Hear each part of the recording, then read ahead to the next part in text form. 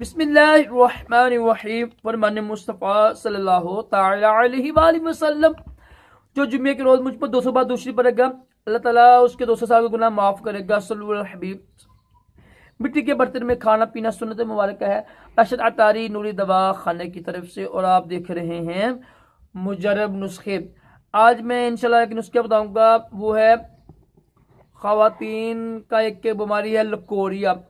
देखिए ये लिकोरिया ना, ये ऐसी खतरनाक बीमारी है कि इस की वजह से ना हमल नहीं ठहरता। बहुत बड़ी वजह हमल ना ठहरने की होती है। तो ये नुस्खा इस्तेमाल कीजिएगा। ऐसा नुस्खा मैं आपको इंशाल्लाह पेश करने लगा हूँ जो नुकसानदेह नहीं है। जड़ी बूटी बड़ी आसान जड़ी बूटी हैं। करना आपने ये क्या है, आपने ये करना है कि आप ले लें तुलसी के रस। तुलसी के रस लेके ना, रस लेके उसमें आप डाल लें, आप जीरा डाल लें।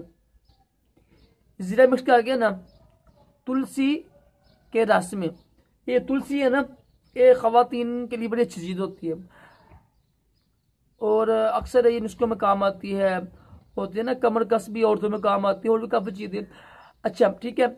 और रात को आपने 1 गिलास दूध लेके ना, तो तुलसी के रस में जो जीरा मिक्स करेंगे ना आप, वो तीनों चीज़ें इस्तेमाल करें। दूध भी इस्तेमाल करें और तुलसी के रस में जो आपने डाला हुआ ना, जीरा डाला, पिसा हुआ जीरा डाल लेना आप, काला जीरा पिसा हुआ, तो ये इस्तेमाल कीजिएगा।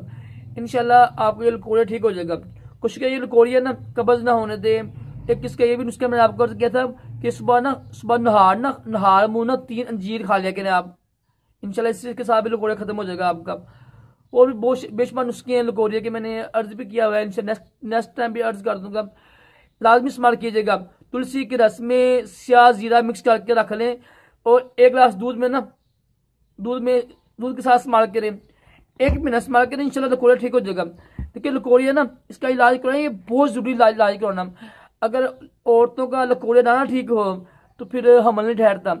एक होता है जो ये चले रहने तो बड़ा लंबा मौजूद होगा। औरतों का जो आता है ना, पानी आता है। एक होता है उसमें स्मेल आती है, एक होता है बगैर स्मेल के। जिसमें स्मेल ना आती है वो इतना नुकसानदेह नहीं होता, जिसमें स्मेल आती है ना वो नुकसानदेह होता है। अल्लाह ताला हम सबको भी इस बीमारी से महफूज रखे, दोनों जहानों की भलाइयाँ अता करे, तमाम जिस्मानी रूहानी बीमारियों से महफूज रखे। सल्लल्लाहु अलैहि हबीब सल्लल्लाहु तआला अला मुहम्मद।